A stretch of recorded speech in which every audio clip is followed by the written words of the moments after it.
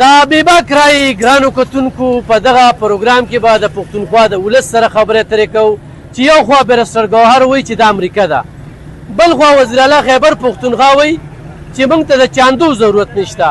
نو دلته کې ځایي خلک څه وایي او د سیلاب ځپلو دغه ستونزو ته په کم نظر ګوري او آیا صوبایي حکومت د سیلاب ځپلو هغه شانتې امداد وکړی شو کوم چې پکار او که نه نو زموږ سره اوسه. یاریږم او حق وینا کوم او حق وینا کې درې ورځې مې وږي خرڅ کړ نو تر وړه پرې ونه شوی دوړو. دا دوړو حل دی، ورشه د کینو حل دی، دا کوم حل دی یار؟ مې خو لیونې کړي مې خو ټاکماري وو.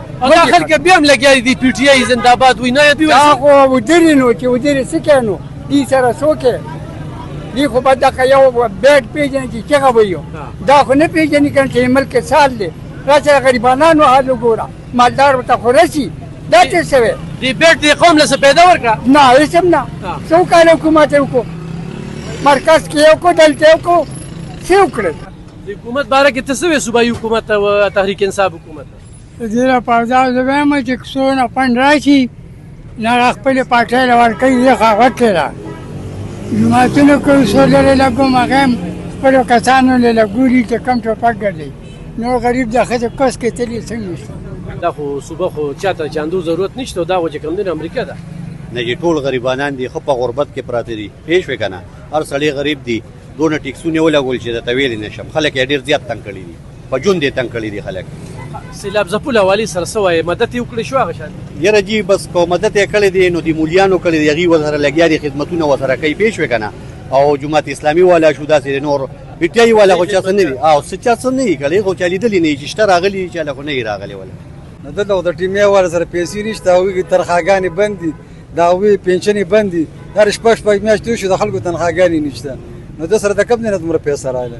حقیقت دا دی چې حکومت سره پیسې نشته.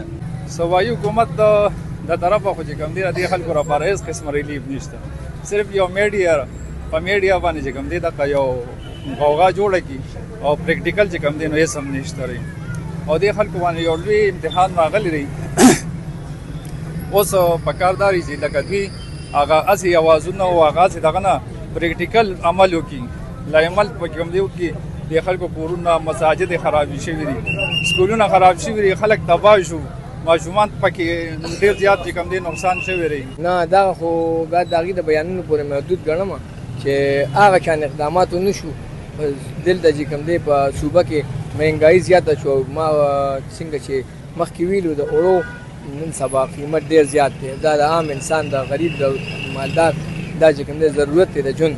نو نن روټۍ چې کوم دی دا غریب ته په مشکله میلاویږي او بېروزګاري هم زیاته شوه ځکه چې هغه خلک ته صوبایي حکومت وایي چې د امریکا ده.